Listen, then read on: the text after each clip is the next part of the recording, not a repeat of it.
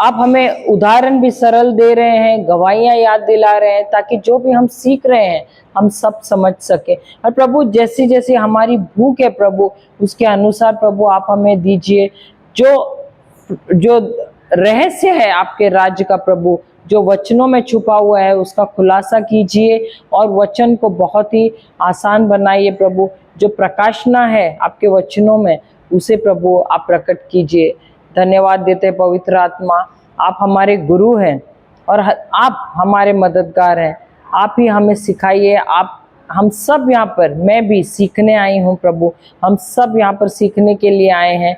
आप यहाँ पर हमारे गुरु हैं और आप ही हमें सिखा रहे हैं प्रभु। आप ही बढ़ना यहाँ पर और हम सब घटते हैं प्रभु। नियंत्रण लीजिए मेरे मुख पर, मेरे कंठ पर और हर एक शब्द पर जो मेरे मुख से निकल रहा है। मेरा कोई भी शब्द ना हो, हर एक शब्द जो निकल रहा है वो सिर्फ और सिर्फ आप ही का हो प्रभु। प्रभु धन्यवाद देते हैं कि आपकी उपस्थिति यहाँ पर भी है प्रभु।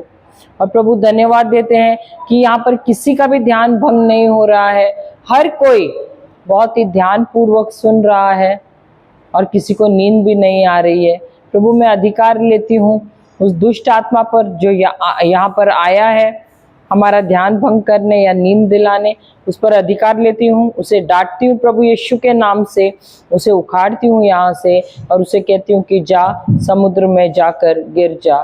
धन्यवाद देती हूँ प्रभु, धन्यवाद आपको हर चीज के लिए। ये प्रार्थना हम करते हैं प्रभु यीशु के नाम से, आमेन, आमेन और आमेन। हालेलुया, हालेलुया, जय यीशु। तो हम जाते हैं भजन संहिता Sam's 92।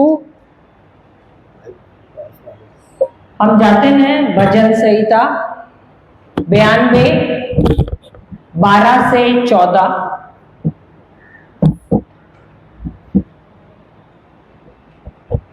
Psalms 92 12 to 14।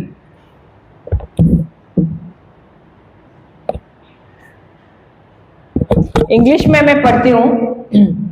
The righteous shall flourish like the palm tree.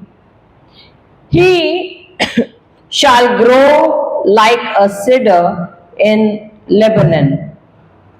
Those that be planted in the house of the Lord shall flourish in the courts of the Lord. They shall still bring forth fruit in old age. They shall be fat and flourishing. Hindi में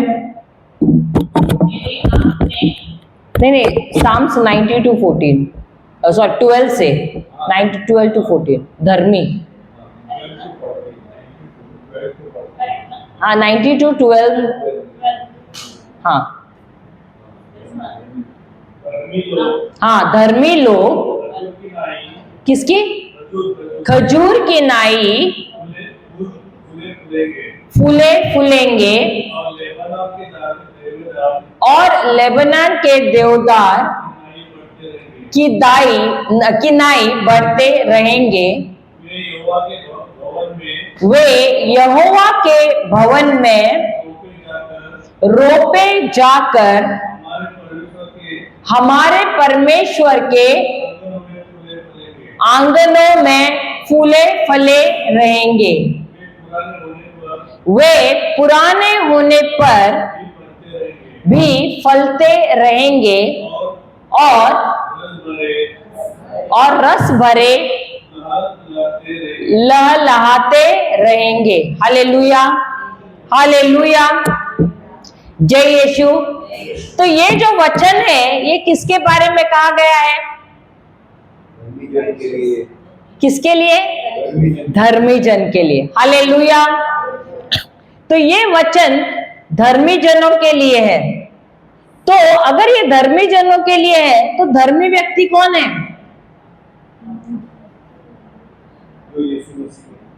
कौन है ये धर्मी? क्योंकि दो प्रकार के धर्मी होते हैं।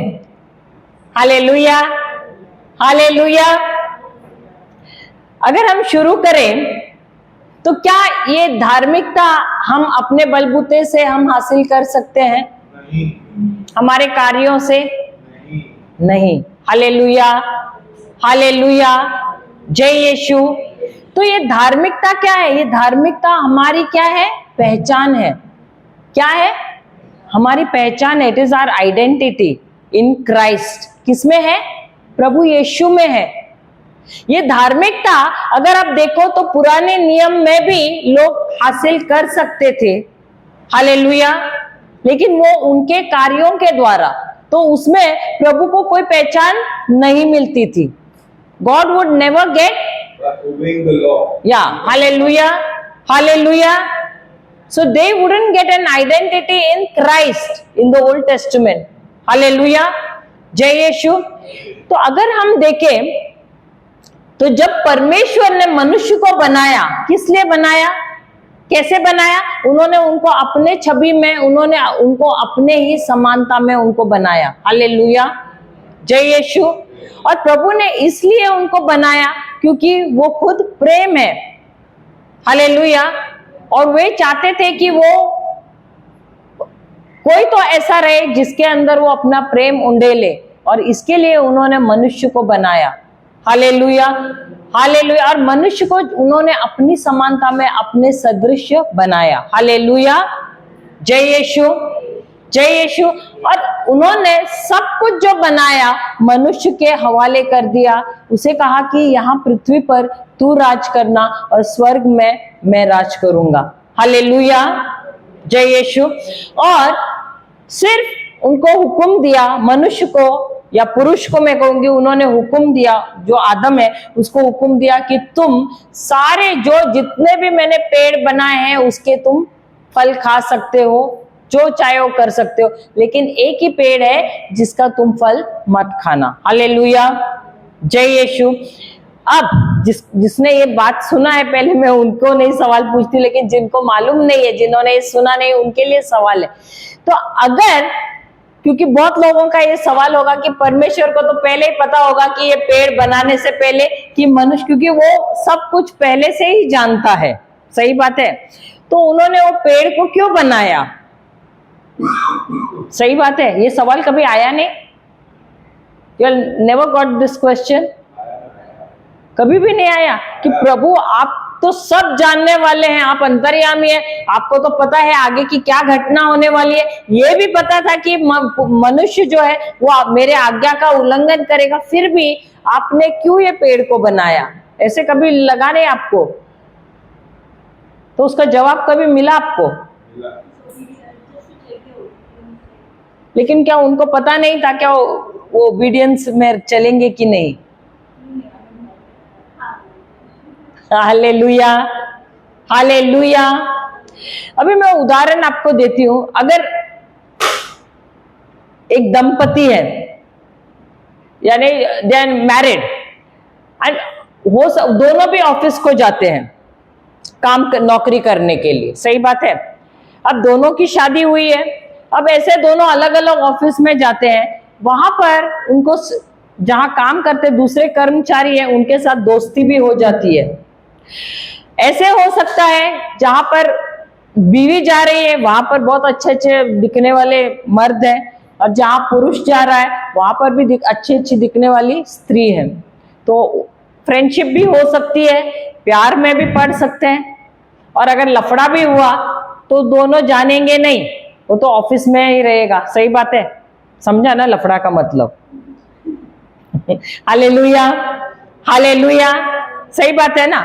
लेकिन अगर वो सचमुच में एक दूसरे से प्रेम करते हैं तो वो क्या कहेंगे कि प्रभु जो आपने मुझे दिया है वो अधिक से भी अच्छा है, तो मैं ये गलत काम बिल्कुल नहीं करूंगा। क्यों? क्योंकि मैं मेरे इस जीवन साथी से बहुत प्रेम करता हूं, सही बात है। और वैसे ही वो पत्नी भी कहेगी, उनके पास चुनाव है, चुनाव करने का मौका है। तो उसी प्रकार परमेश्वर ने भी जब उस वृक्ष को वहां पर रखा, उन्होंने उनको एक ही आज्ञा दी कि सिर्फ इस पेड़ का तुम फल मत खाना।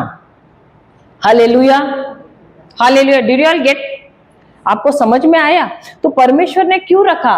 यही देखने के लिए कि वो उनसे कितना प्रेम करते हैं। क्योंकि देखो, चुनाव करने का अधिकार हर एक को है, और जब हम चुनाव करते हैं उस आधार पे करते हैं कि कितना हम किस व्यक्ति से प्रेम करते हैं।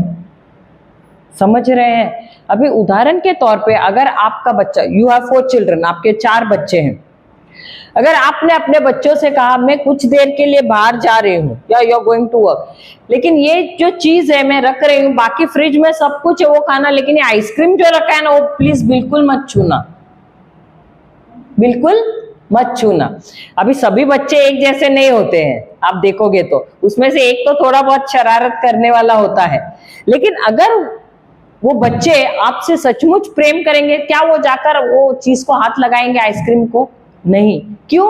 भले कितना भी वो आकर्षित रहेगा, आइसक्रीम खाने का कितना भी मन करेगा, लेकिन वो बच्चा नहीं जाएगा खाने के लिए। क्यों? क्योंकि वो आपको नाराज नहीं करना चाहता है, वो आपसे बहुत प्रेम करता है।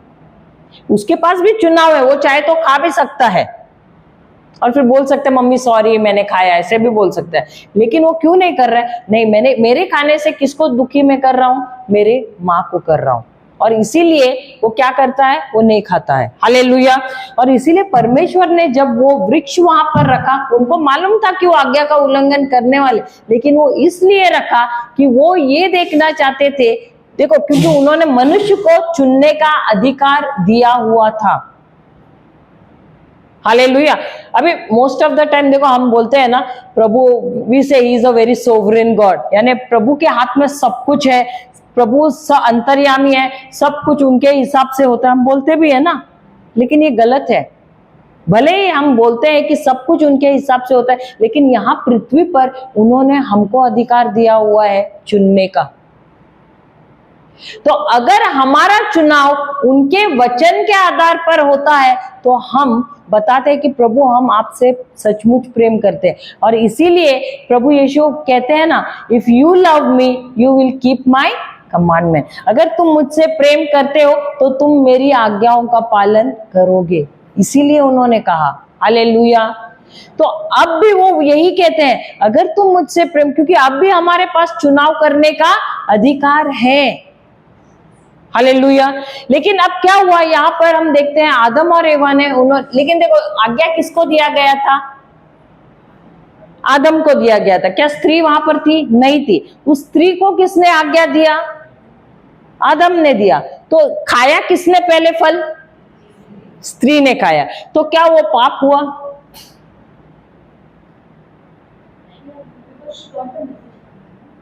But God didn't tell her directly. देखो, परमेश्वर ने डायरेक्टली उससे नहीं कहा था, उसने पुरुष से कहा था। हालेलुया। और पुरुष का काम क्या था? पुरुष को परमेश्वर ने काम दिया था देखरेख करने की उस बागान की।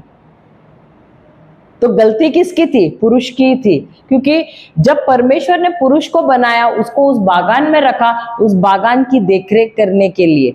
हालेलुया, हालेलुया, जय यीशु। और वहां पर इवन अगर उसकी पत्नी उस जो सर्प हम बोलते हैं उसके साथ बातचीत भी कर रही थी, तो एक्चुअली आदम को इसका ज्ञान भी होना चाहिए था, क्योंकि बागान की देखरेख करने वाला कौन था? वो खुद था। समझ रहे हैं? हालेलुया। तो पूरा दोष किस पे जाता है? आदम पे जाता है।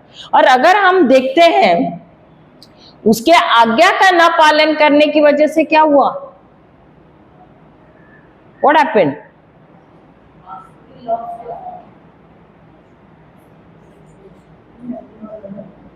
क्या वो उधर ही तुरंत मर गए? नहीं, लेकिन मृत्यु, यहाँ मृत्यु का मतलब क्या है? यहाँ पर मृत्यु का मतलब है वो जुदा हो गए परमेश्वर से। और परमेश्वर से क्योंकि जुदा हुए, उनके जीवन में उसी समय मृत्यु, यानी फिजिकल मृत्यु नहीं आई, लेकिन उनका जो परमेश्वर के साथ जो रिश्ता था उसमें दरार आ गई। हालेलुया। और मृत्यु कब आती है? जब हमारा दरार हो जाता है परमेश्वर के साथ, हमारा रिश्ता जो है परमेश्वर से टूट जाता है, उसको कहते हैं मृत्यु। हालेलुया, हालेलुया, जय यीशु। तो हम यहाँ पर देखते हैं कि क्योंकि पहला जो पुरुष है उसने उसने क्या किया? वो किसके देखो अभी क्या होता है, जो आज्ञा परमेश्वर ने दिया है, परमेश्वर ने उसे कहा है कि तुम फल मत खाना, और उसी को वो देख रहा है, एवा वही फल ली है और वो खा रही है। अब उसको क्या हो रहा है, क्या होगा, व्हाट विल हैपन? अच्छा, you are both husband wife, आप दोनों पति पत्नी है। अभी परमेश्वर ने आपको आज्ञा दिया है कि ये फल मत खाना, ये खाने से क्या होगा, तुम जरूर मरोगे। अब एक दिन होता है आपकी पत्नी वही फल लेते चबा चबा के आ रही है, क्या होगा? अभी आपको मन में क्या होगा, मैं उसे अब हमेशा के लिए खो दूंगा। हालेलुया, सही बात है कि नहीं? मन में होगा कि नहीं? अब मन में क्या आ रहा है, अब मैं उसको खोऊंगा, तो बेहतर क्या है, मैं भी वो फल खा के उसके साथ मर जाऊं। सही बात है। और आदम ने क्या किया, वो उसकी पत्नी को यानी एवा को खोना नहीं चाहता था, इसके लिए उसने क्या किया, उसने भी वो फल, जब पत्नी ने दिया उसने भी वो फल को खाया और दोनों भी मर गए। हालेलुया, हालेलुया, समझ में आ रहा है? लेकिन जो देखो अभी जब, क्योंकि दोनों ने फल खाया, अब यहां पर कुछ तो मार्ग निकालना है ना, क्योंकि यहां पर क्या आया, अब पाप आया बीच में। उन्होंने एक नियम को सक्रिय किया, और वो नियम क्या है, पाप और मृत्यु का। हालेलुया, रोमन्स 8:2 कहता है ना, जस्ट गो देयर, रोमियो की किताब 8वां अध्याय 2 वचन क्या कहता है? 2 नियम है ना, एक तो कौन सा नियम है, जीवन का, आत्मा में जीवन है वो नियम है, और दूसरा क्या है,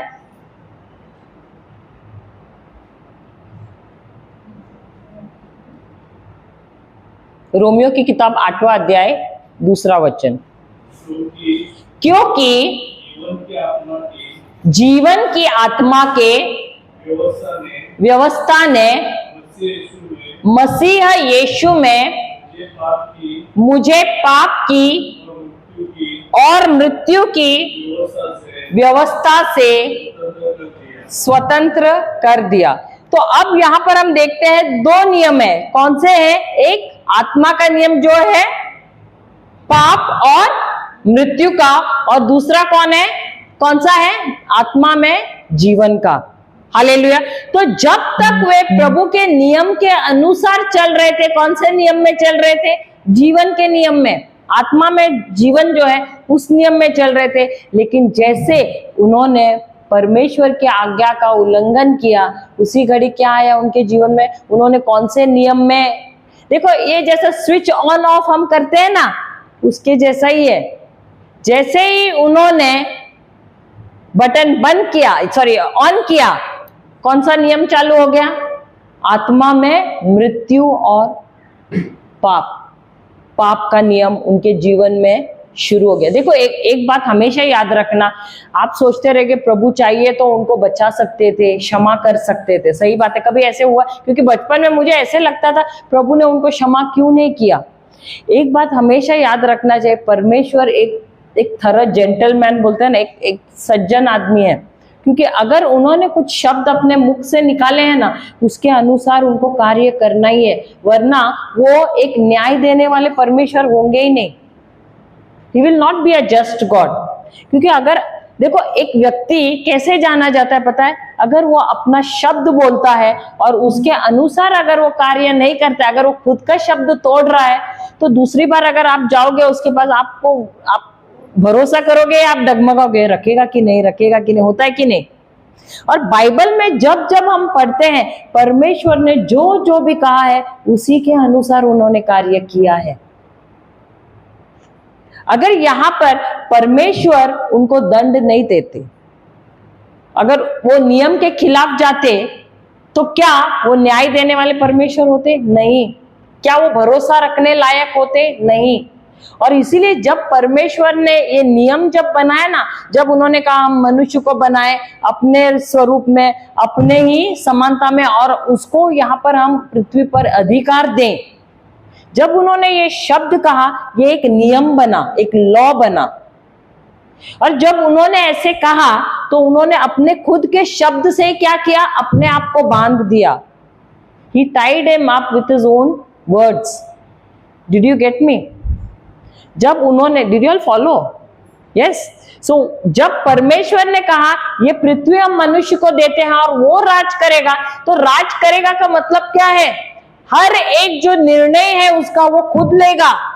मैं यहां पर दखल अंदाजी नहीं करूंगा। आई will not interfere at all, because आज सुबह भी दोपहर को लिया था ना भजन संहिता 115 का 16, जहां पर परमेश्वर ने कहा स्वर्ग मेरा है, स्वर्ग और पृथ्वी दोनों मेरा है, लेकिन स्वर्ग मैं मेरे लिए रखता हूं और पृथ्वी मैं मनुष्य को देता हूं। तो जब उन्होंने ये कहा मनुष्य को देता हूं, इसका ये मतलब नहीं, it is not for ownership. तो यहां पर हम जैसे किराएदार रहते हैं वैसे ही हैं हम, लेकिन ये पृथ्वी जो है परमेश्वर की ही है, लेकिन उन्होंने हमको यहाँ पर राज करने के लिए भेजा है। Hallelujah, hallelujah. तो यदि उन्होंने हमको यहाँ पर राज करने के लिए भेजा है, तो यहाँ निर्णय भी हमको लेना है, और इसीलिए उन्होंने हमको एक इच्छा शक्ति, दैट इज विल पावर दिया है, ताकि हम सही निर्णय ले, सही डिसीजंस ले। और जब जब आप देखोगे आपके जीवन में समस्या आई है, आप याद कीजिए कि आपने निर्णय कैसा लिया है। क्या आपने सही निर्णय लिया है? नहीं लिया है, और इसीलिए आप समस्या में हैं। आज आप कहीं भी खड़े हैं, आपको याद करना है कि आपने क्या निर्णय लिया था, क्योंकि वो एक निर्णय आपके जीवन में आप नाश ला सकता है, सर्वनाश ला सकता है। और जब आदम और एवा ने परमेश्वर के इस नियम के खिलाफ गए, क्योंकि जब परमेश्वर ने कहा यदि तुमने ये फल खाया तो क्या होगा, जरूर तुम मरोगे, तो वो क्या हुआ, नियम बना, इट बिकेम अ लॉ। और ऐसा नियम बना कि परमेश्वर खुद जो अपना शब्द बोला उसको वापस नहीं ले सकते हैं। हालेलुया। उदाहरण मैं देती हूं, अगर आपका कोई मित्र है, बहुत ही या मैं एक जज है, कोई जज, या समझो आप जज है और ये सिस्टर है, बहुत अच्छे फैमिली फ्रेंड्स है, लेकिन ऐसे हुआ कि इनके जीवन में इन्होंने ऐसा कुछ किया गलत काम, और अब वो कोर्ट में आई है और आप खुद जज है वहां पर, क्योंकि आपके फैमिली रिलेशंस है, इसकी वजह से क्या आप गलत न्याय देंगे? नहीं। अगर आपने गलत न्याय दिया तो क्या आप भरोसा रखने के काबिल होंगे? नहीं। वैसा ही होता है, परमेश्वर ने जब जब कोई शब्द बोला है वो इसके खिलाफ नहीं जा सकते हैं। हालेलुया। और यही हुआ यहाँ पर, और इसीलिए हम देखते हैं कि परमेश्वर को एक मार्ग निकालना पड़ा और उनके पुत्र को भेजना पड़ा। Hallelujah, hallelujah. हम जाते हैं रोमियो की किताब 5वां अध्याय 10वां वचन। रोमियो की किताब अध्याय 5 वचन 10।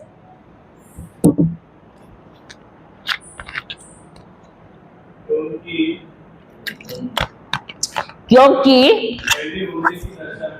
हाँ, बैरी होने की दशा में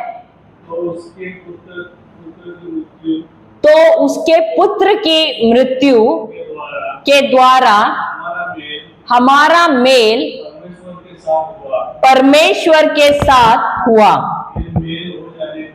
फिर मेल हो जाने पर उसके जीवन के कारण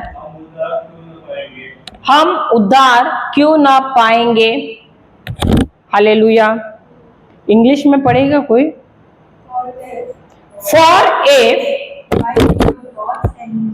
while we were God's enemies, we were reconciled to Him through the death of His Son, how much more, having been reconciled, shall we be saved through His life? For if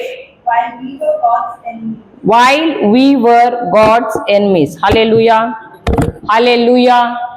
तो प्रभु यीशु कब आए हमें बचाने के लिए? कब आए? कब आए? पढ़ा नहीं क्या? हिंदी में पढ़ना, वही पहला वाला वाक्य। क्योंकि बैरी होने की दशा में बैरी होने की दशा में तो उसके पुत्र की मृत्यु के द्वारा तो उसके पुत्र की मृत्यु के द्वारा। कब? बैरी होने, यानी जब हमारा उनके साथ दोस्ताना था ही नहीं, हमारा उनके साथ बिल्कुल दोस्ताना नहीं था, हम उनके बैरी थे, हम उनके दुश्मन थे, शत्रु थे। उस समय कौन आया हमारे लिए? यीशु मसीह। कौन आया? आपने कभी देखा है, यदि आपका किसी के साथ झगड़ा हुआ है और इतना बुरा झगड़ा हुआ है कि आप अभी उसका मुंह देखना नहीं चाहते, कोई कोई ऐसे भी डायलॉग मारते हैं, मरेगा फिर भी उसका क्या, वो क्या बोलते हैं, फ्यूनरल को क्या बोलते हैं, हाँ, उसके मैयत में भी नहीं जाऊंगा। बोला है ना कभी, ऐसे बोलते हैं कि नहीं? सही बात है।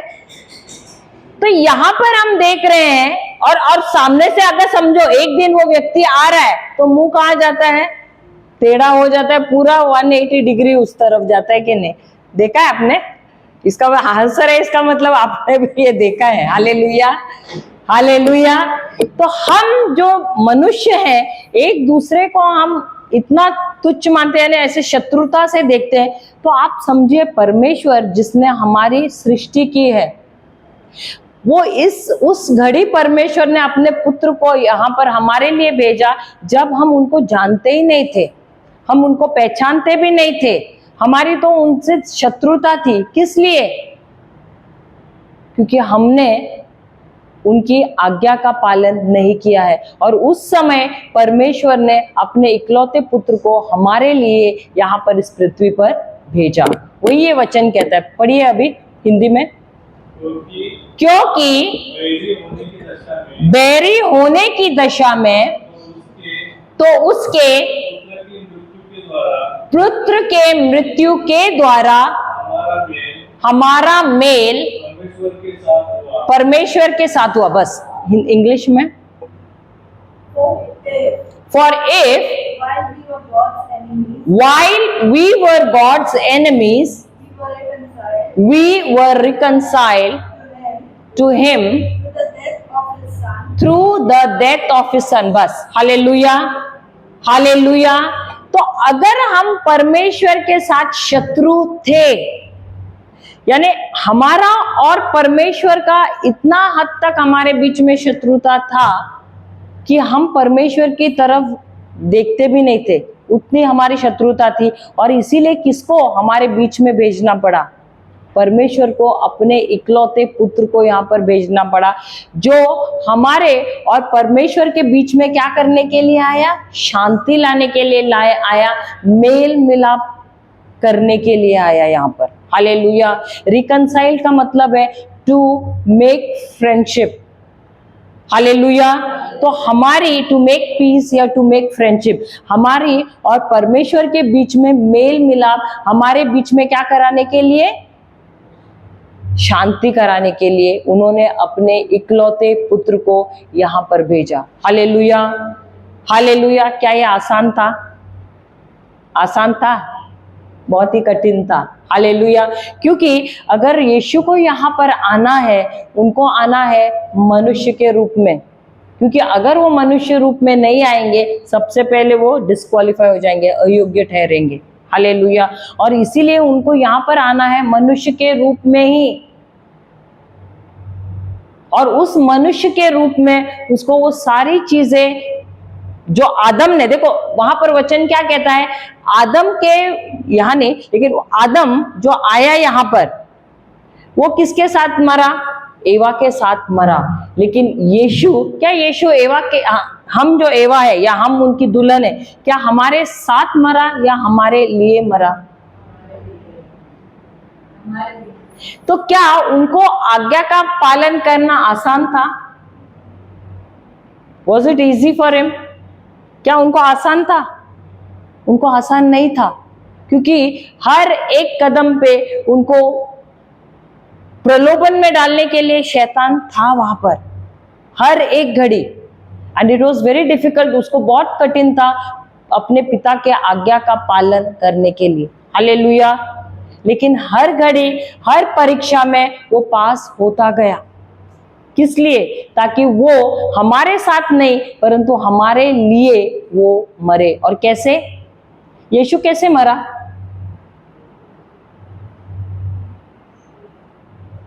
How did he die? Yeshu कैसे मरे? अच्छा, आदम कैसे मरे?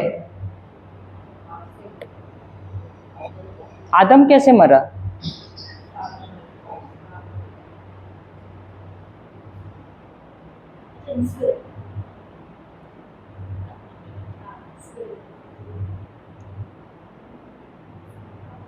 हारा कैसे वो? How was he defeated?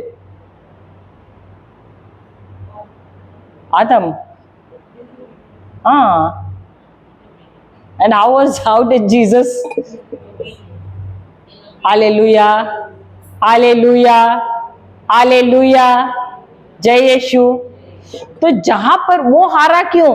क्योंकि उसने आज्ञा का पालन नहीं किया और अपनी पत्नी के साथ वो मरा। लेकिन हम देखते हैं कि प्रभु यीशु हमारे लिए ही केम एज अ सब्स्टिट्यूट, यानी हमारी जगह उन्होंने ले ली और उन्होंने कहा तुम मेरे साथ नहीं मरोगे लेकिन मैं तुम्हारी जगह लूंगा और मैं तुम्हारे लिए मरूंगा। तो वो हमारा प्रतिनिधित्व बना।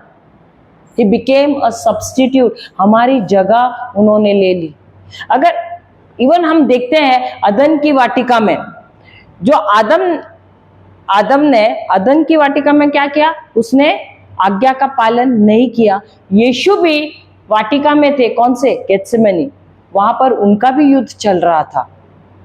हालेलुया। क्या वो आसान था उनके लिए युद्ध? और वो युद्ध क्या था? क्या युद्ध था? क्या उन्होंने अपने पिता से कहा, व्हाट डिड ही से?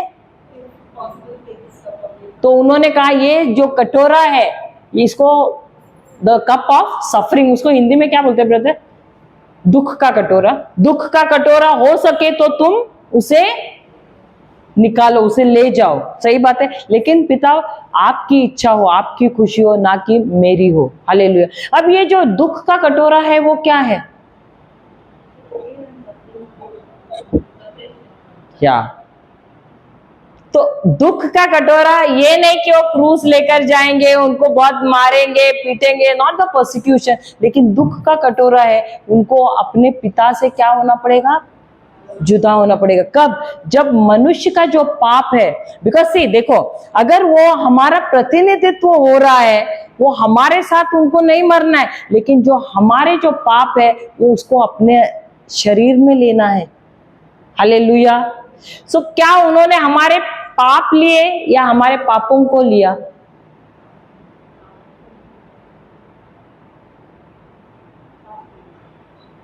पाप या पापों को? दोनों लिए। लेकिन दोनों में अंतर क्या है? पाप क्या है?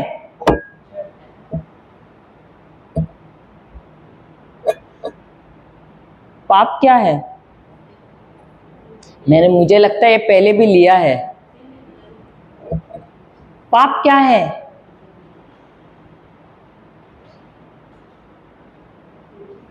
ब्रदर आपको आंसर मालूम है इसलिए मैं आपको नहीं पूछ रही हूं। पाप क्या है? हाँ,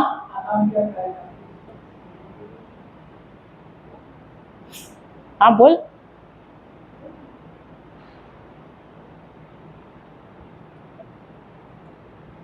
मेरे को लगता है मैंने इसका डेफिनेशन भी दिया। इट इज द, ब्रदर आप ही बोलिए।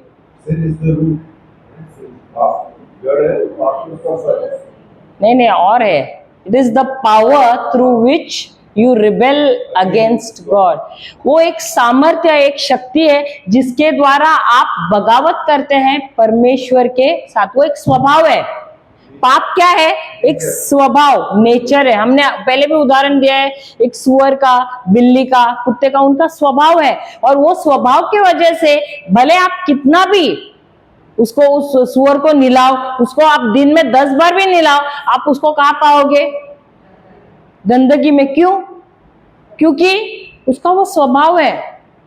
और बिल्ली को अगर आपने गंदा भी किया, वो जाके बार बार जाके चाटेगी, अपने आप को साफ करेगी। क्यों? क्योंकि उसका वो स्वभाव है कि वो हमेशा साफ ही रहना चाहती है। Hallelujah, hallelujah. कल मैं एक मेरे हस्बैंड के एक मित्र, उसके हाथ में पर्शियन कैट था और वो ऐसे जा रहा था, तो मैं ऐसे देख रही थी तो रुका वो, तो उसके बारे में बोलने लगा। मैं बोले ये बिल्ली को संभालना बहुत मुश्किल है। बोलते नहीं ऐसा कुछ नहीं है, ये बाहर बिल्कुल जाती ही नहीं है, उसको गंदगी बिल्कुल पसंद ही नहीं है, और उसको टॉयलेट को भी जाना है बराबर बाथरूम में जाती है, और अगर कोई नहीं रहेगा तो ठोकती है दरवाजे को, ताकि समझ में आना चाहिए उसको वॉशरूम में जाना है करके। और बाहर से भी अगर लेकर आए ना, पहला जाती है बाथरूम में अपना पैर धोती है गिल्ले पानी में। मैं बोला ये तो बहुत अच्छी बात मैं भी सपने में पर्शियन कैट जाके पैर गिल्ले पानी में जाके पैर डालती है और वो अपना पैर धोती है। बोलते उसको हमें और सोना है ना तो बिछाना ऐसा खींचते हैं, तो बोलते मेरे को तुम्हारे साथ सुलाओ करके बहुत अच्छा ट्रेंड बिल्ली है करके। Hallelujah, hallelujah. तो पाप क्या है? पाप वो एक स्वभाव है जिसके द्वारा आप क्या करते हो? बगावत करते हो परमेश्वर के खिलाफ। और जो व्हाट डू यू से फॉर पापों को ना, पापों का मतलब क्या है? पापों का मतलब है कार्य है, वो कार्य है, क्योंकि वो स्वभाव है, उसके वजह से तुम वो कार्य कर रहे हो। हालेलुया। तो पाप क्या है? रूट है, जड़ है, और पापे क्या है? फल है। हालेलुया। तो प्रभु यीशु जब क्रूस पर चढ़े, ये दोनों यानी पाप और पापों को उन्होंने अपने शरीर में ले लिया। और जो परमेश्वर हमारे हैं वो क्योंकि पवित्र हैं, और पवित्र परमेश्वर जहां पाप है वहां पर वो रह नहीं सकते हैं, इसीलिए प्रभु यीशु को पता था कि जब मैं संसार का पाप अपने ऊपर लेने वाला हूं तो मेरे जो पिता है वो मेरे साथ नहीं रहेंगे, मैं उनसे जुदा होने वाला हूं। और यही उनको जो गेत्सेमनी में जो बगीचा है वहां पर इसी वजह से वो युद्ध हो रहा था उनका, इसीलिए वो अपना हाँ, और इसीलिए वो अपने पिता से कहते कि कोई और तरीका है क्या जिसके द्वारा मैं ये युद्ध लड़ सकता हूं, लेकिन उनके पिता कहते कि नहीं, यही एक मार्ग है जिसके द्वारा तुम मेरे इस प्रजा को, मेरे लोगों को तुम बचा सकते हो।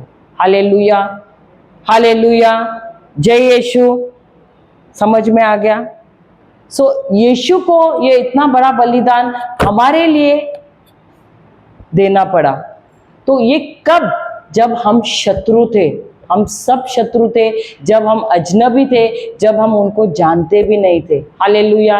अब हम में से कितने लोग ऐसे हैं जो अपने शत्रु के लिए तो जान देना तो दूर, लेकिन कुछ अच्छा करने की सोचते हैं? हो सकता है नहीं। लेकिन जब हम शत्रु थे, प्रभु यीशु ने क्या किया? उन्होंने अपनी जान हम सबके लिए दे दी। आगे पढ़ना वही वचन।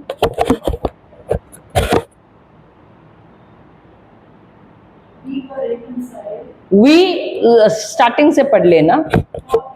For if while we were God's enemies, we were reconciled to Him through the death of His Son, how much more, having been reconciled, shall we be saved through His life? Hindi में,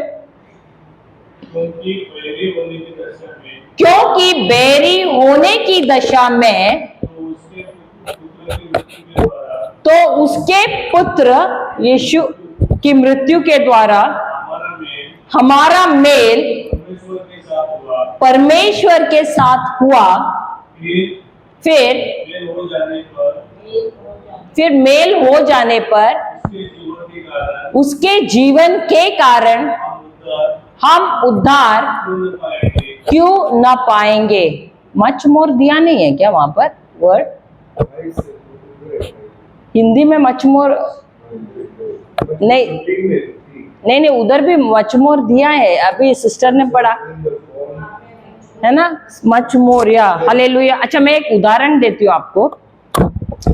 अभी समझो किसी का mobile है जिसमें 2 SIM रहते हैं, SIM है ना, तो आपके पास ऑप्शन है कोई भी एक सिम में आप ऑपरेट कर सकते हैं मोबाइल को। हालेलुया।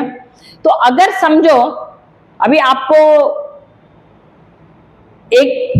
यानी एक सिम पे नेटवर्क बराबर नहीं है, तो आप क्या करोगे, दूसरे को आप एक्टिवेट करोगे, उसमें आप चलाओगे। Hallelujah, hallelujah.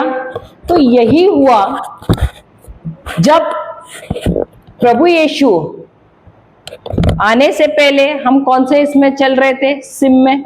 हमारे जीवन में भी 2 सिम है ना अभी भी, यीशु मरने के बाद, है कि नहीं? मैंने 2 नियम बोले ना, बराबर। जीवन और मृत्यु का नियम वो एक सिम हुआ, और सॉरी पाप और मृत्यु का नियम वो एक सिम हुआ, और दूसरा सिम कौन सा है, जीवन का। तो जैसे हमारे पास 2 सिम है, उसी प्रकार हमारे मोबाइल में भी 2 सिम है। सही बात है। अब जब एक नहीं चलता है या एक हो सके नेटवर्क की वजह से क्रियाशील नहीं हो रहा है, तो हम दूसरे को चलाते हैं। सही बात है। या तो कभी कभी समझो आपको विदेश में फोन लगाना है, कभी कभी हम क्या करते हैं, हम जा रहे हैं बाहर और या यहाँ से हमको कॉल करना है, तो हम क्या करते हैं, क्योंकि ज्यादा बिल आता है तो हम सामने वाले को बोलते हैं आप ये करो करके, चार्जेस ज्यादा लगते हैं। सही बात है, वैसे भी करते हैं ना हम लोग। या कभी कभी समझो अगर आप विदेश जा रहे हो, आप क्या करते हो, जो जिसमें ज्यादा आपको बिल आता है वो सिम आप बंद रखते हो। क्यों? नहीं तो आपको ज्यादा चार्जेस लगता है। सही बात है। तो वैसे ही यहाँ पर देखो, आपके पास वहां चुनाव है कौन सा सिम आप यूज करें। वैसे ही जब प्रभु यीशु जब आए, उन्होंने हमको क्या किया, हमको आजादी दे दी, हमको उन्होंने उद्धार दे दिया। सही बात है। अब उद्धार मिलने के बाद उनका स्वभाव भी उन्होंने हमको दे दिया है, और ये स्वभाव क्या है, उनकी धार्मिकता है। ये स्वभाव उन्होंने हमको दे दिया है। अब ये स्वभाव हमको कैसे मिलता है? Are you understanding? सिस्टर ऐसे घूर के देख रही है। ये स्वभाव हमको कैसे मिलता है?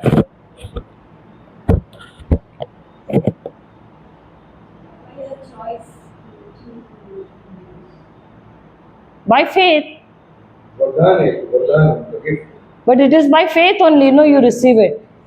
See, अगर आपने प्रभु यीशु के बलिदान में, सैक्रिफाइस में अगर आपने बिलीव नहीं किया, विश्वास नहीं किया, everything operates in faith in the kingdom of God. परमेश्वर के राज्य में सब कुछ विश्वास से ही क्रियाशील होता है। यहाँ पर जब दिया है, जब हम शत्रु थे, वो आए यहाँ पर इस पृथ्वी पर, और उन्होंने क्या किया, अपने पिता की खुशी की, उन्होंने हमें उद्धार दे दिया। उस समय भी उन्होंने हमारा रिश्ता जो परमेश्वर के साथ है वो क्या किया, मेल मिलाप का किया, शांति का किया। Hallelujah, hallelujah. और ये हम अपनी इन आंखों से नहीं देख सकते हैं, ये हमको विश्वास के द्वारा हमको प्राप्त होता है। समझ में आ रहा है? तो अगर आपने इसमें विश्वास नहीं किया, अभी आप जब ये वचन पढ़ रहे हो, दोबारा पढ़ना उस वचन को, same 5:10। For if while we were God's enemies, we were reconciled to him। बस हिंदी में, क्योंकि बैरी होने की दशा में उसके पुत्र की मृत्यु के द्वारा हमारा मेल परमेश्वर के साथ हुआ। अब आप जब ये पढ़ते हो, आपको विश्वास हो रहा है? विश्वास हो रहा है? जब तक हम इसको समझाते नहीं है, तब तक समझ में आ रहा है? नहीं समझ में आ रहा है। क्यों? क्योंकि ये विश्वास करने के लिए हमको इस विश्वास की जरूरत है। ये समझने के लिए हमको विश्वास की जरूरत है, क्योंकि जो हम पढ़ रहे हैं उसके पास, हमारे पास प्रमाण नहीं है। लेकिन क्या कह रहा है ये वचन? कह रहा है कि जब हम शत्रु थे, उस समय प्रभु यीशु खुद यहाँ पर आए, हमारा परमेश्वर के साथ मेल मिलाप करने के लिए। और ये मेल मिलाप कैसे किया उन्होंने? वही कार्य करके, उसके विपरीत कार्य किया उन्होंने। जो कार्य आदम ने किया, उसके विपरीत कार्य उन्होंने किया। आदम ने क्या किया? उन्होंने आज्ञा का पालन नहीं किया, इसकी वजह से दंड मिला। और वही दंड जो हमारे लिए था, उन्होंने क्या किया, वो दंड उन्होंने अपने ऊपर ले लिया ताकि हमको क्या मिले, धार्मिकता का वरदान मिले, हमको उद्धार मिले और हमारा जो मेल मिलाप है उनके पिता के साथ अच्छा हो जाए। समझ में आया? Are you all following? Hallelujah, hallelujah.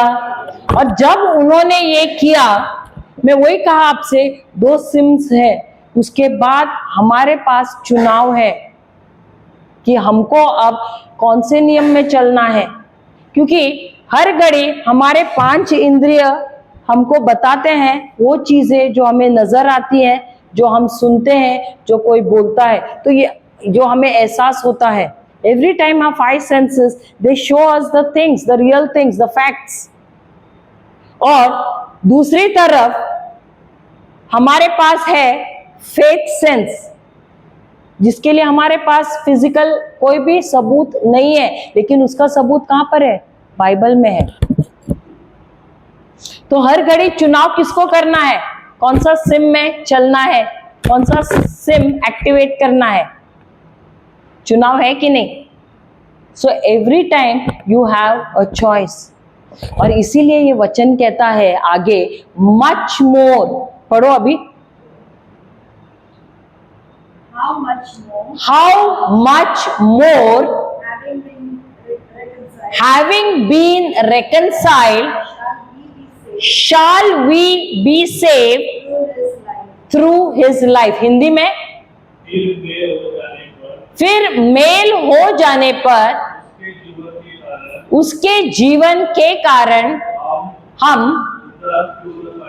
उद्धार क्यों ना पाएंगे। तो यहाँ पर हाउ मच मोर, इसका मतलब वो कह रहा है, जब आदम ने जो कदम लिया, जो डिसीजन लिया, उसके अनुसार जो उसने कदम उठाया, जिसकी वजह से पाप और मृत्यु आया, वो गलत करने से सारी मानव जाति का क्या हो गया है?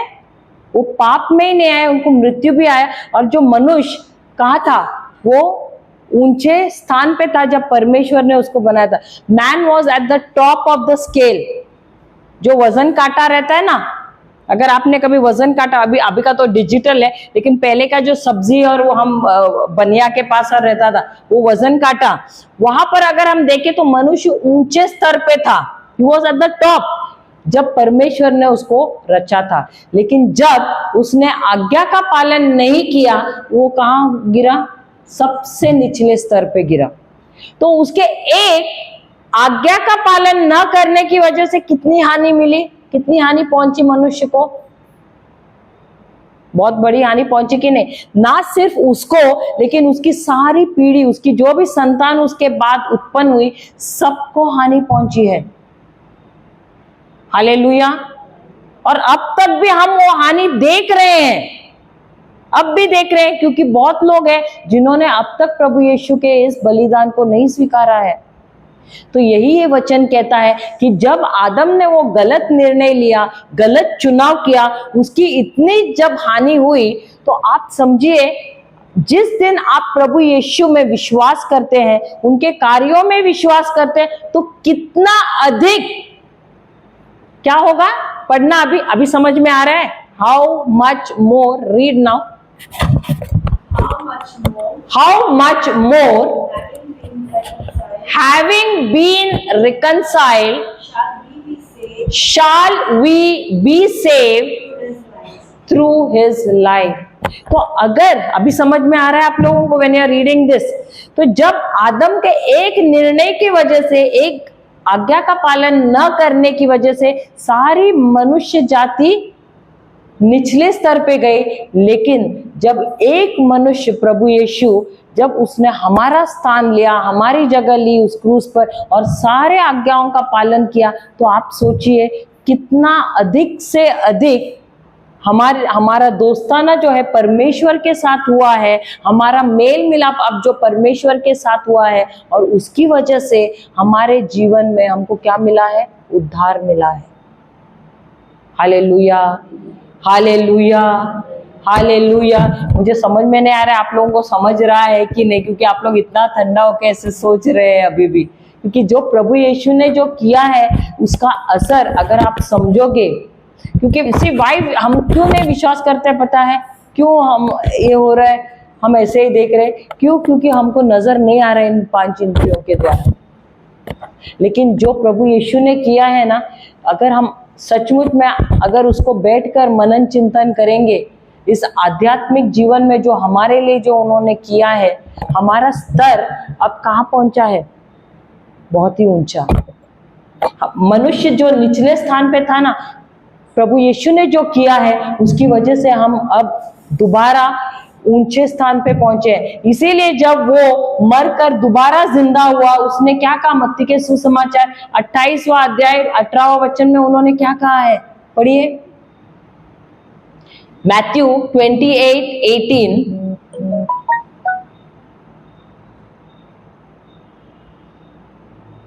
Am I going too fast? कि आप लोगों को क्या मैं बहुत फास्ट जा रही हूँ?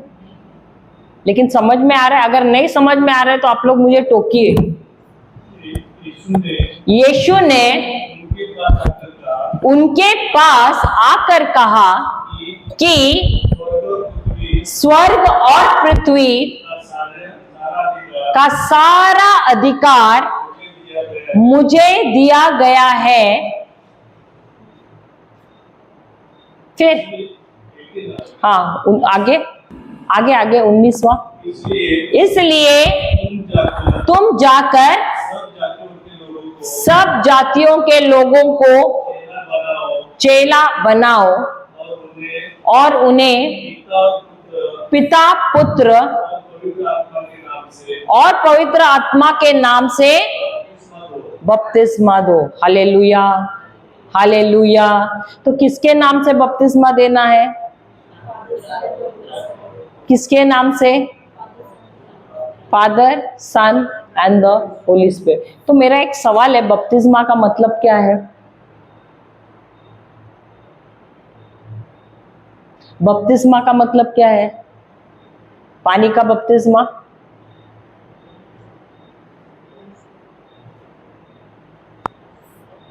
बपतिस्मा। हम जाते हैं रोमियो की किताब, हम दोबारा यहां पर आएंगे। रोमियो की किताब 6वां अध्याय 3रा वचन।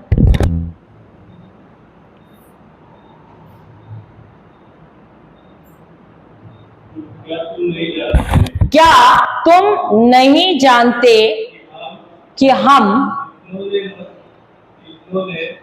जितनों ने मसीह यीशु का पानी का बपतिस्मा लिया? कौन सा बपतिस्मा? पानी का? कौन सा पानी का? हमारा ध्यान अधिकतर कहाँ रहता है? तुम्हारा बपतिस्मा हुआ पानी का, सही बात है। लेकिन यहाँ पर वचन क्या कहता है? हमारा बपतिस्मा किसमें होना है? कौन सा?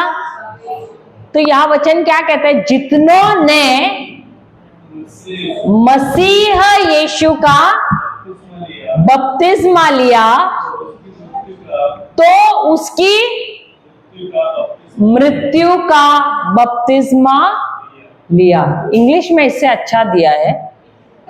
हाँ, और हाँ, don't you know that all of us who were baptized into Christ Jesus were baptized into his death. फिर आगे, we were therefore buried with him through baptism into death, in order that just as Christ was raised from the dead through the glory of the Father, we too may live a new life. Hindi में, सो उस मृत्यु का बपतिस्मा पाने से हम उसके साथ गाड़े गए, ताकि जैसे मसीह पिता की महिमा के द्वारा मरे हुओं में से जिलाया गया, वैसे ही हम नए जीवन की चाल से चलेंगे। तो बपतिस्मा का मतलब क्या है? आई डोंट नो, आपका ट्रांसलेशन बराबर नहीं है वो, यानी I will not say that, but there is some other word. Do you not know that in baptism which unite us to Christ, we are all baptized and plunged into his death. And plunged or immersed into his death. By this baptism in his death, we were buried with Christ, and as Christ was raised from among the dead by the glory of the Father, by the word of the Father, by the word of the Father। क्यों word of the father नहीं है? देखो, जो भी परमेश्वर ने बनाया उन्होंने सब कुछ शब्द के द्वारा बनाया ना, सही बात है। लेकिन जब उनके बेटे को जब पुनर्जीवित करना था, उन्होंने क्या किया? कैसे उन्हें पुनर्जीवित किया? उनकी महिमा के द्वारा, by the glory of his father. Hallelujah, by the glory of his father.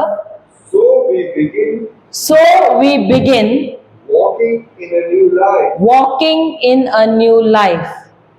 If we have been joined to him, if we have been joined to him by dying a death like his, so we shall be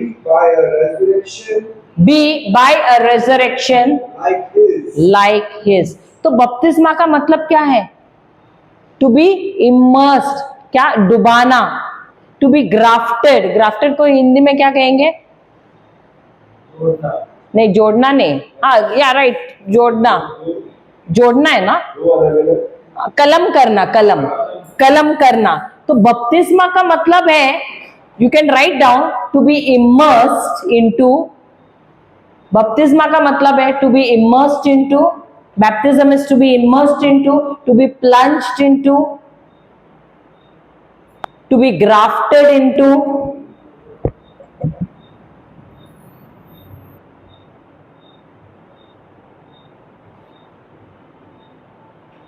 to be joined into, to be joined into। Hindi में बपतिस्मा का अर्थ है डुबाना, डुबाना, कलम करना, डुबाना, कलम करना,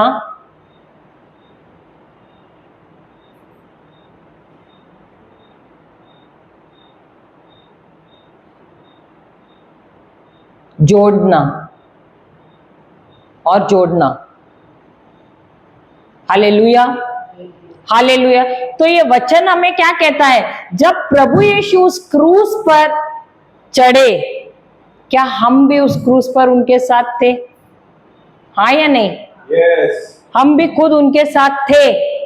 और जब उनको दफनाया गया तो हमको भी उनके साथ दफनाया गया। We were buried with him. Hallelujah. We died with him on the cross. We were buried with him. Hallelujah. Hallelujah. तो बपतिस्मा क्या है? बपतिस्मा का अर्थ ही यही है कि हम उनके साथ मरे, हमको भी उनके साथ दफनाया गया। और जिस प्रकार प्रभु यीशु को तीसरे दिन मृतकों में से पुनर्जीवित किया गया, हम भी उनके साथ अब पुनर्जीवित हुए हैं। और हम इसलिए पुनर्जीवित हुए हैं क्योंकि हम अब कौन सा जीवन जी रहे हैं? एक नया जीवन जी रहे हैं। और ये जो जीवन है, ये अब हमारा नहीं है। ये जीवन जो है, ये खुद प्रभु यीशु का है। किसका है? प्रभु यीशु का है। और ये जो जीवन, देखो, अगर आपको इसका अर्थ समझेगा तो आगे से जब हम ये जीवन जी रहे हैं ना, हर एक क्षण में जब हम निर्णय ले रहे हैं ना, मैंने वो सिम कार्ड का आपको उदाहरण दिया, हर एक बार हम बोलेंगे, हम अपने आप को याद दिलाएंगे कि कौन से सिम में मुझे चलना है, मुझे कौन से सिम को एक्टिवेट करना है, प्रभु के राज्य का सिम या जो सांसारिक सिम है उसको एक्टिवेट करना है हर घड़ी, क्योंकि जो भी सिम को आप एक्टिवेट करते हो उसी नियम में आप चलते हो। और अभी भी कितने लोग हैं जिनको उद्धार मिला है, उसके उद्धार मिलने के बावजूद भी वो क्या कर रहे हैं, वो अभी भी गलत सिम को ही जाके वो दबा रहे हैं, उसको ही एक्टिवेट कर रहे हैं और उसी में चल रहे हैं और अभी भी वो विनाश में चल रहे हैं। वो मैं ऐसे नहीं कहती हूँ कि वो आत्मा में बचे नहीं है, आत्मा में तुम बचे हो, लेकिन तुम अपने शरीर में तुम क्या कर रहे हो, तुम नाश की तरफ ही जा रहे हो। हालेलुया। और इसीलिए जब मत्ती के सुसमाचार 28वां अध्याय 18वां वचन 19वां वचन, वहां पर प्रभु यीशु जब पुनरुत्थान हुआ, उनका मृतकों में से वो जब जीवित हुए, वो आए अपने शिष्यों से मिलने के लिए और वो कहते हैं कि सारा अधिकार, सारा सामर्थ्य मुझे दिया गया है। अगर उनको दिया गया है तो जब वे पुनर्जीवित हुए, क्या हम भी उनके साथ थे? क्या हम अब भी उनके साथ हैं? और अगर हम उनके साथ हैं तो वही सामर्थ्य हम सबके अंदर भी है। और वही सामर्थ्य वो कहते हैं, वो सामर्थ्य मुझे दिया गया है, तो उसी सामर्थ्य के द्वारा तुम जाओ और तुम जाकर तुम शिष्य बनाओ और जाकर तुम बपतिस्मा दो उनको। Hallelujah, hallelujah, hallelujah. बपतिस्मा का मतलब नहीं कि जाकर पानी में डुबाना है। It is a spiritual baptism. जब तुम उसे परमेश्वर के वचन के बारे में सिखाते हो, उनका आध्यात्मिक बपतिस्मा उस समय होता है जब वे ग्रहण करते हैं उस वचन को और जब वो पवित्र आत्मा को स्वीकारते हैं। हालेलुया, हालेलुया, जय यीशु, जय यीशु। तो वही वो वचन कह रहा है, रोमियो की किताब 5वां अध्याय 10वां वचन यही कहता है कि जब जो शैतान ने जो कार्य किया उसके वजह से क्या हुआ, हमारे जीवन में विनाश हुआ। लेकिन जब दूसरा आदम जो है प्रभु यीशु, जब वो आया और जब उसने प्रभु यीशु, जब उसने पिता परमेश्वर के आज्ञा का पालन किया, तो उससे भी कई अधिक हमारे जीवन में क्या हुआ है, हमारा परमेश्वर के साथ मेल मिलाप हुआ है। हमारा जो संबंध है हमारे पिता के साथ इतना गहरा, इतना अच्छा हुआ है कि अब हम कहाँ पर हैं, जो निचले स्थान में थे अब हम ऊंचे स्थानों में हैं। अब कहाँ बैठे हैं हम स्वर्गीय स्थानों में बैठे हैं खुद प्रभु यीशु के साथ। एफिशियंस 2 कहता है कि हम प्रभु यीशु के साथ बैठे। आई थिंक 2:8 या 9 है वर्स, देखो एफिसियो 2:8 क्या 9वां वचन कहता है, देखिए, क्योंकि विश्वास के द्वारा, अरे चौथा ने, फिर 5वां देखो, 2 का 5 देखो, जब हम अपराधों के कारण मरे हुए थे तो हमें मसीह के साथ 6 मसीह के साथ जिलाया, फिर और मसीह यीशु में उसके साथ उठाया और स्वर्गीय स्थानों में उसके साथ बिठाया। तो क्या हम सब अभी प्रभु यीशु के साथ आत्मा में हम बैठे हैं कि नहीं स्वर्गीय स्थानों में? हम सब उनके साथ बैठे हुए हैं। हालेलुया, हालेलुया, जय यीशु। और 9वां वचन पढ़ना। और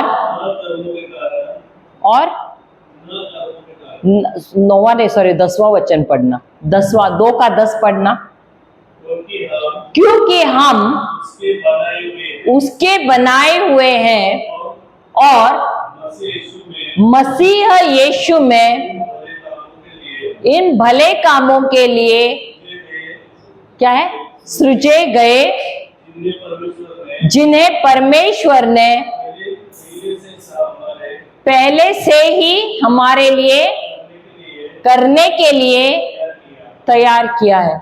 तो ये जो है उद्धार हमको परमेश्वर ने दिया है, उसके साथ साथ उन्होंने हमको अपनी धार्मिकता का वरदान दिया है।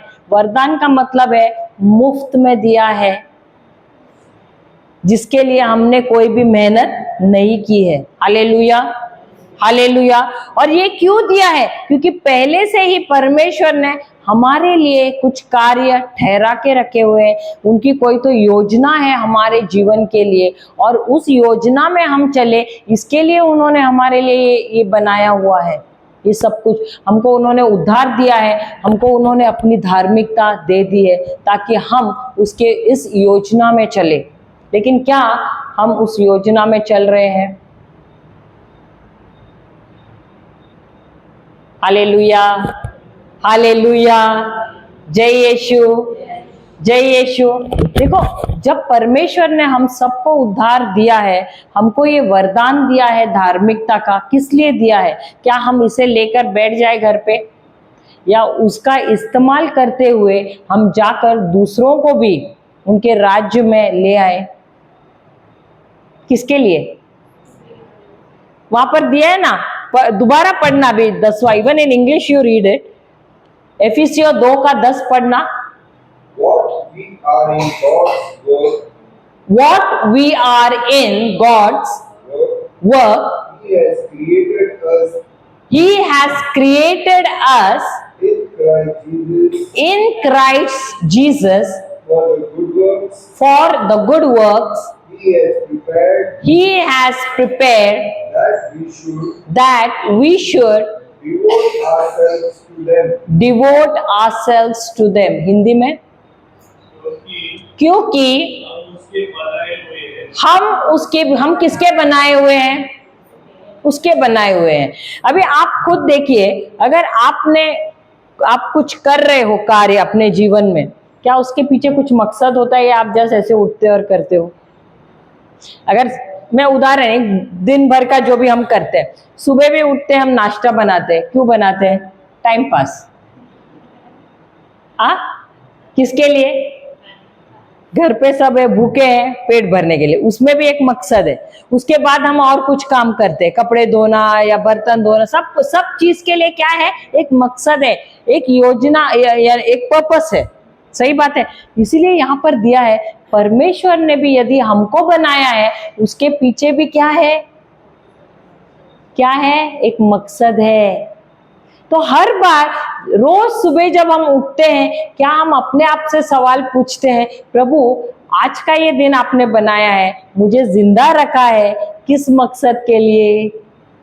संत पॉल का मुझे हमेशा अच्छा लगता है, जिस घड़ी उनका एनकाउंटर हुआ ना प्रभु यीशु के साथ, जब वो मिले प्रभु यीशु, उनका दर्शन हुआ, उसके बाद उनका पूरा जीवन बदल गया।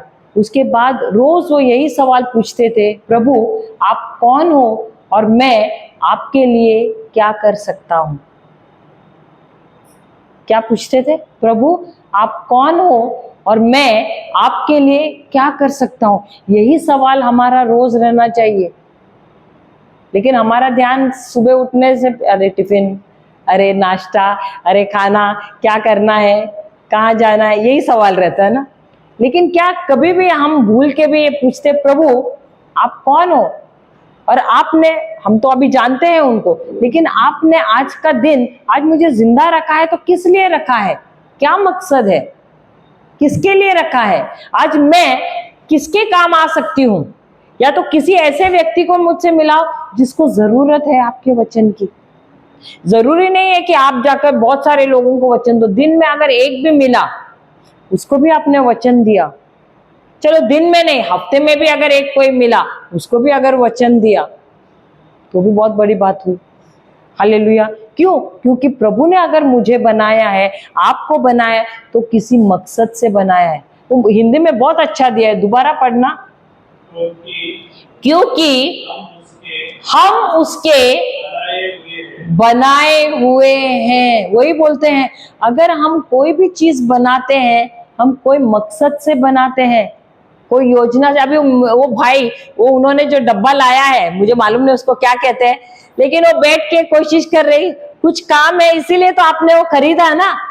और उसके पीछे आप टाइम लगा रहे हैं, क्यों? क्योंकि कुछ मकसद है, उसका आपको इस्तेमाल करना है, जिसके वजह से बहुत सारे लोगों को उसका काम आ सकता है। सही बात है। वैसे ही हमारे लिए भी प्रभु ने हमको क्यों बनाया है? हम उसके बनाए हुए हैं। हर एक चीज को क्यों बनाया है प्रभु ने? उसका मकसद है। हमारा भी इस दुनिया में मकसद है। हमको क्यों उन्होंने अपनी धार्मिकता दी है? हम क्यों धर्मी बनाए गए हैं? क्योंकि उसमें भी मकसद है। हालेलुया।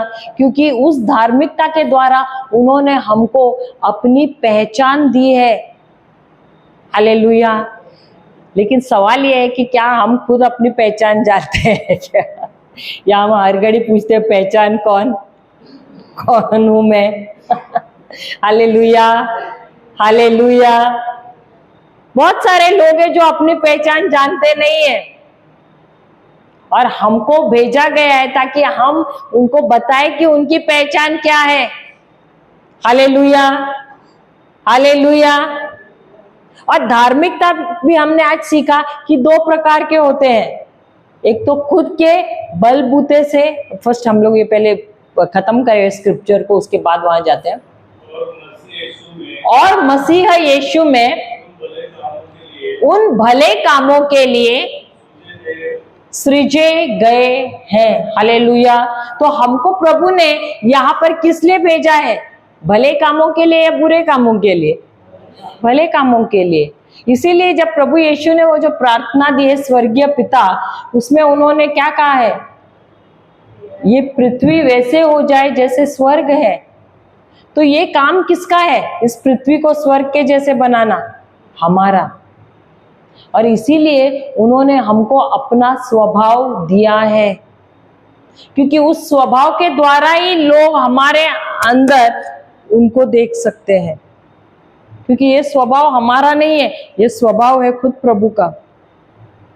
Hallelujah, hallelujah. जय यीशु, जय यीशु। तो अगर ये स्वभाव जो है मेरा नहीं है, ये प्रभु का है, तो मेरा स्वभाव कैसा होना चाहिए? प्रेम का रहना चाहिए, नम्रता का रहना चाहिए, क्षमा का रहना चाहिए, भलाई का रहना चाहिए, संयम का रहना चाहिए, धीरज का रहना चाहिए, करुणा का रहना चाहिए। क्योंकि हर घड़ी अगर हम यीशु के हम पढ़ते हैं बाइबल में, नए नियम में, हम जब भी देखते हैं, पढ़ते हैं उनके बारे में, उनका स्वभाव जब हम देखते हैं, कोई गरीब है, कोई बीमार है, जब वो उनकी तरफ देखते थे तो क्या हो जाता था? करुणा से भर जाते थे। पापी को देखते तो क्षमा करते थे। क्या हम में यह स्वभाव है? इसीलिए रोज हमको कहना है उनसे कि प्रभु, मैं आपको धन्यवाद देती हूँ कि आपकी धार्मिकता मेरे अंदर है। I am the righteousness of God in Christ Jesus. Hallelujah, hallelujah, hallelujah. मुझ में प्रभु यीशु की धार्मिकता है। देख, एक बात मैं आपसे बोलती हूँ, रोज ना हम क्या करते हैं पता है? विश्वास को कार्य में लाते हैं कि नहीं? हर एक एरिया में, हमारे जीवन के अलग अलग एरियाज है, अलग अलग क्षेत्र है, और अलग अलग क्षेत्र में हम क्या कर रहे हैं? विश्वास को काम में लगाते हैं कि नहीं? लगाते हैं कि नहीं? अगर चंगाई चाहिए वहां लगाते हैं, कुछ काम कराना है वहां लगाते हैं, अगर हमको आशीषें चाहिए वहां पर लगाते हैं, नौकरी चाहिए और क्या चाहिए, सब में हम किसको लगाते हैं काम में? अपने विश्वास को। सही बात है, हाँ या नहीं? लेकिन सब बात का एक ही जवाब है, मुझ में किसकी धार्मिकता रहनी चाहिए? प्रभु यीशु की। और जब मैं अपने आप से कहना शुरू करती हूँ कि मुझ में प्रभु यीशु की धार्मिकता है, इसका मतलब है मेरे अंदर प्रभु यीशु का स्वभाव है। और जब मेरे अंदर प्रभु यीशु का स्वभाव है, क्या कभी प्रभु यीशु के अंदर बीमारी थी? अगर आप देखोगे, प्रभु यीशु जो लाइनेज से बोलते हैं ना, जो वंश से आए थे, हम कभी कभी कोई हमको बोलता है अरे तुम्हारे पीढ़ी में श्राप है। सही बात है। क्या प्रभु यीशु के पीढ़ी में श्राप था? उनके जो वंशज, व्हाट डू यू से, जीनियोलॉजी में कोई वेश्या थी, किसी ने गलत संबंध रखा था कि नहीं? ऐसे लोग। लेकिन उसके बावजूद भी क्या उनका जीवन एक आशीर्वादित जीवन था प्रभु यीशु का? था कि नहीं? सही बात है। क्या वो कभी बीमार थे? नहीं थे। सही बात है। क्या वो कभी ऐसे हुआ कि गरीबी में रहे? नहीं, वो तो जब भी जहां भी जाते थे उनको खाना बहुत अच्छा मिलता था। वो तो इनफैक्ट पार्टीज भी करते थे, अच्छे लोग पापी लोगों के बीच में थे तो भी बहुत अच्छा भोजन खाते थे। हालेलुया। तो उनके जीवन में अगर हम उनके जीवन को देखें तो एक अच्छा जीवन जिया है, लेकिन वो क्यों हमारे लिए यहाँ पर आए, ऐसे क्यों गरीब बने? ताकि उसके द्वारा हम समृद्ध हो जाए। हालेलुया। और इसीलिए जब मैं कहती हूं मुझ में प्रभु यीशु की धार्मिकता है या मुझ में परमेश्वर की धार्मिकता है, तो क्या होता है, ये सारे जो चीजें मेरे अंदर है, बीमारी है या जो भी घटी है मेरे जीवन में, ये सारी चीजों का क्या हो जाता है? खात्मा हो जाता है। Hallelujah, hallelujah. हम अधिक समय कहाँ बिताते हैं? यहाँ विश्वास को काम में लगाने में, यहाँ विश्वास को काम में लगाने के लिए, यहाँ विश्वास। सही बात है कि नहीं? लेकिन सब चीजों का एक ही हल है। अगर मैं मेरी पहचान को जानती हूं, मैं कौन हूं? I am the righteousness of God in Christ Jesus. मुझ में प्रभु यीशु की धार्मिकता है। हालेलुया। जब मैं पहचान मेरी जानती हूँ कि मैं कौन हूँ प्रभु यीशु में, आप देखोगे आपके जीवन का हर एक जो है समस्या का हल आपको मिल जाता है। हालेलुया। क्योंकि समस्या खड़ा ही नहीं रह सकता आपके सामने जब आप कहते हो, आप विश्वास करते हो कि आप में प्रभु यीशु की धार्मिकता है। Hallelujah, hallelujah, hallelujah. और इसीलिए ये आदत हमको रोज डालनी है, सुबह शाम कहना है कि I am the righteousness of God in Christ Jesus. मुझ में प्रभु यीशु की धार्मिकता है। Hallelujah, hallelujah. अब ये जो धार्मिकता है, जो पुराने नियम में दो प्रकार के हैं। एक तो नए नियम में जो हमको दिया है, विश्वास के द्वारा हम धर्मी बन जाते हैं जब हम विश्वास करते हैं प्रभु यीशु के कार्यों में। लेकिन पुराने नियम में वो अपने खुद के कार्यों द्वारा उनको धार्मिकता कमानी पड़ती थी। They had to earn the righteousness. क्योंकि अगर हम जाए ड्यूट्रोनॉमी 28, व्यवस्था विवरण 28, 1 से 14, सबसे पहले तो फर्स्ट और सेकंड वाक्य पढ़ना, उसमें से व्यवस्था विवरण या विधि विवरण ड्यूट्रोनॉमी 28, 28, 1 और 2 वाक्य पहले पढ़ना। यदि तू अपने, देखो यदि का है या जब का है? यदि या जब का है? यदि का मतलब क्या है? शर्त है, शर्त है, कंडीशन है। सही बात है। ऐसे नहीं कहा है कि जब, लेकिन कहा है यदि। यदि का मतलब है जब, यानी सॉरी, यदि का मतलब है शर्त है।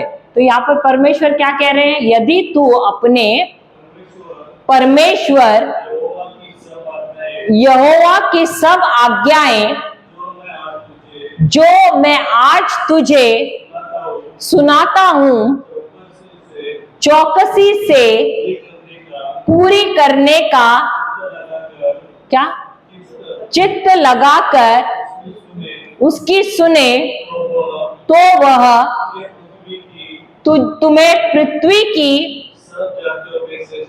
सब जातियों में श्रेष्ठ करेगा। हालेलुया। तो जब तुम ये पढ़ते हो, यहाँ पर क्या चांस है हमें धार्मिकता मिलने की?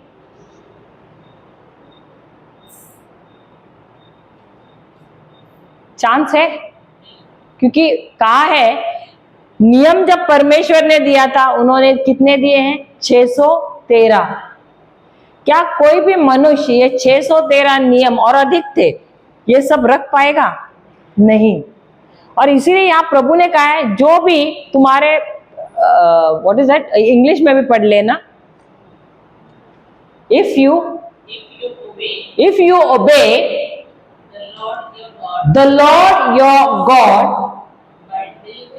by diligently observing all, some बोला है कि all बोला है, all his commandments that I am commanding you today, the Lord your God will set you high above all the nations of the earth. Hallelujah.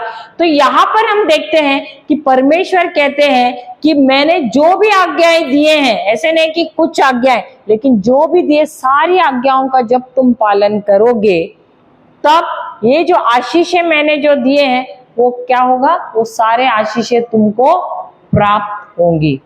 तो यहाँ पर शर्त है कि नहीं? तो अगर तुमको धार्मिकता चाहिए, तुमको आशीषें चाहिए, तो तुमको क्या करना है? संघर्ष करना है। You have to work hard. तुमको खुद की मेहनत लगानी है, सेल्फ एफर्ट। लिखना, दो प्रकार की धार्मिकताएं हैं, दो प्रकार की धार्मिकताएं हैं। There are two types of righteousness.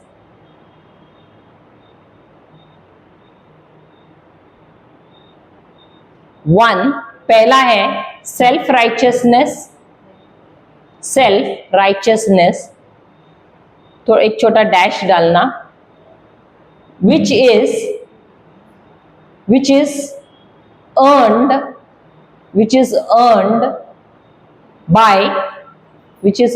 by self effort, or by works, by your own works.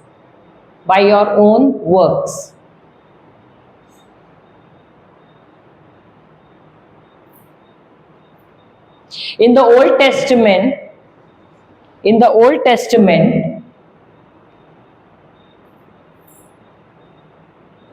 a person would be made righteous and earn blessings by keeping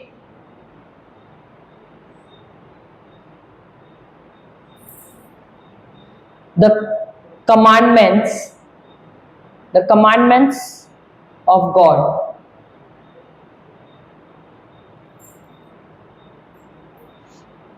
Failure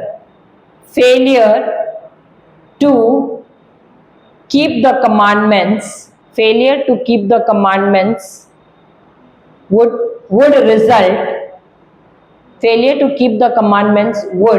result in curse. Hindi में लिखना, क्या दिया मैंने हिंदी में अभी तक दिया नहीं ना। दो प्रकार की धार्मिकता, पहला है खुद की धार्मिकता, यह एक छोटा डैश करना, यह खुद के कार्यों से या मेहनत से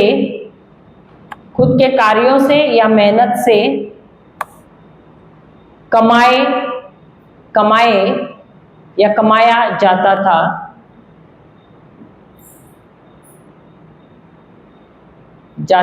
जिसके द्वारा कोई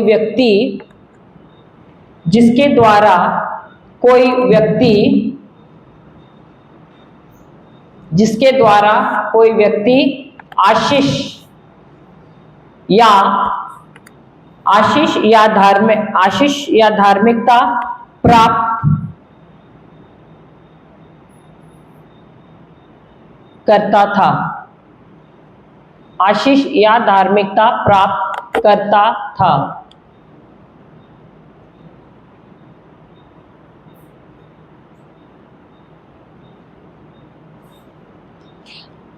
आज्ञा का उल्लंघन करने से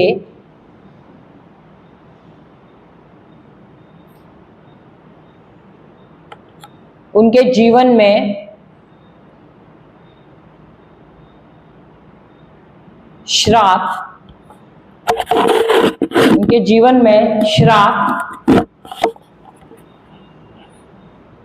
या विनाश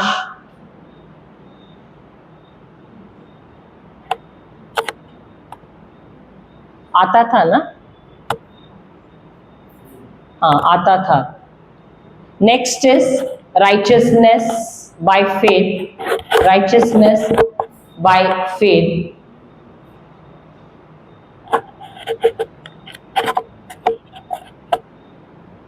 Dash, you receive this righteousness by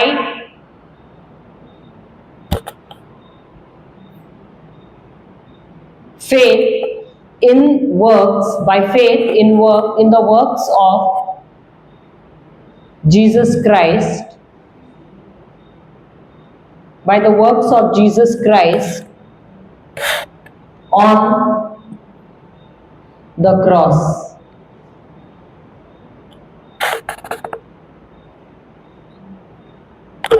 These,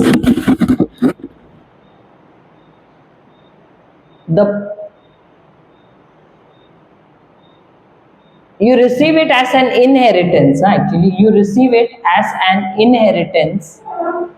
You receive it as an inheritance. You receive it as an inheritance.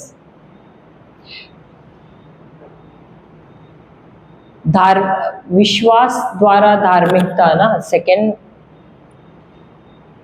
हाँ, धार्मिकता जो विश्वास द्वारा प्राप्त होती है। दूसरा लिखना, धार्मिकता जो विश्वास द्वारा प्राप्त होती है।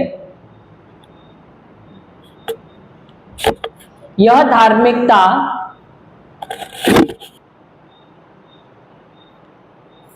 धार्मिकता प्रभु यीशु के कार्यों में, यह धार्मिकता प्रभु यीशु के कार्यों में विश्वास करने, प्रभु यीशु के कार्यों में विश्वास करने के द्वारा हमें प्राप्त होती है। और ये हमें विरासत में मिलती है, और ये हमें विरासत में मिलती है। Hallelujah, hallelujah.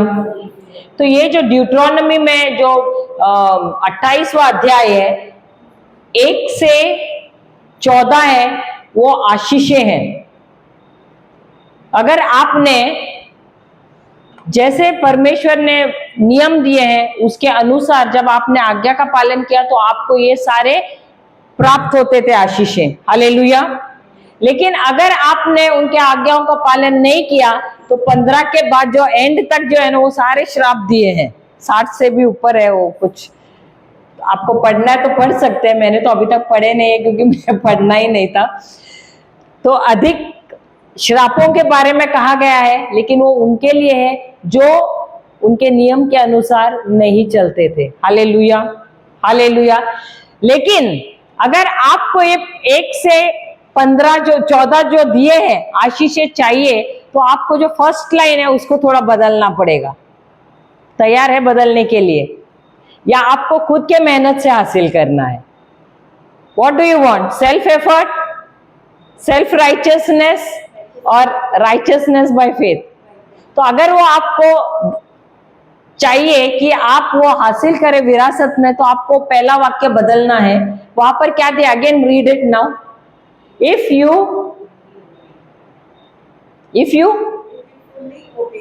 You fully obey, अभी 1 मिनट, इफ यू फुल्ली ओबे हिंदी में क्या दिया है? यदि तू अपने परमेश्वर यहोवा के सब आज्ञाओं का पालन करे। क्या हम पालन कर सकते हैं? नहीं।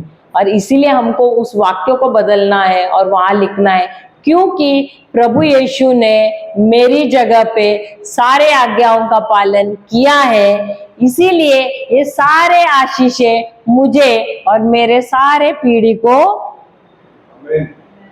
हालेलुया प्राप्त होती है। तो ये वाक्य में आपको बदल करना है, क्योंकि अगर आप बार बार पढ़ोगे, यदि तुम ये पालन करोगे, हम कोई भी नहीं पालन कर सकते, तो हमको ये आशीष हासिल ही नहीं हो सकता है। क्योंकि अगर मैं एक नियम रखूंगी तो दूसरे नियम में मैं गिर सकती हूँ और गिरती हूँ। और इसीलिए मेरी जगह किसने ली है? प्रभु यीशु ने लिया है और उन्होंने सारे नियमों का पालन किया है। और इसलिए उस वाक्य को आपको बदलना और लिखना है। You can right it, because Jesus obeyed all the commandments by taking my place on the cross, by taking my place on the cross,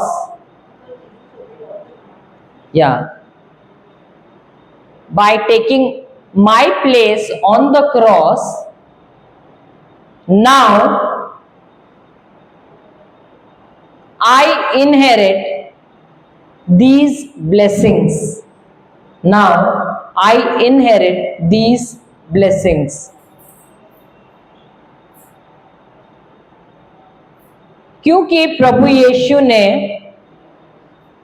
मेरा स्थान उस क्रूस पर लिया, क्योंकि प्रभु यीशु ने मेरा स्थान उस क्रूस पर लिया और सारे नियमों का पालन किया, और सारे नियमों का पालन किया, इसलिए ये सारे आशीष मुझे विरासत में मिले हैं। मुझे विरासत में मिलेंगे या मिले हैं? मिले हैं। हालेलुया, हालेलुया, जय यीशु, जय यीशु।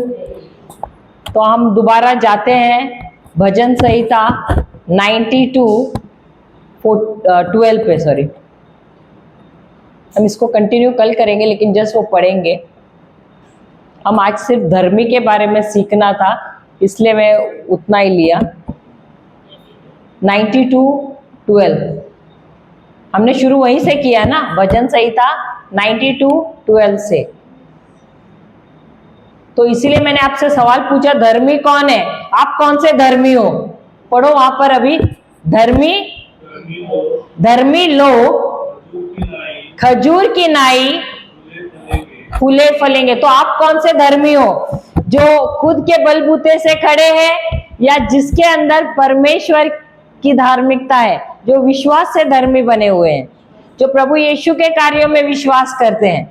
क्योंकि जो जैसा आप, जिस प्रकार के आप धर्मी हो, अगर आप अपने खुद के कार्यों पे आप चल रहे हो, तो उसके अनुसार आप या तो इस आशीष में चलोगे या तो आप श्राप में चलोगे। सही बात है, हालेलुया। इसीलिए यहाँ वचन कहता है धर्मी लोग किसके जैसे हैं, और ये कौन से धर्मी के बारे में कहा है? कौन से?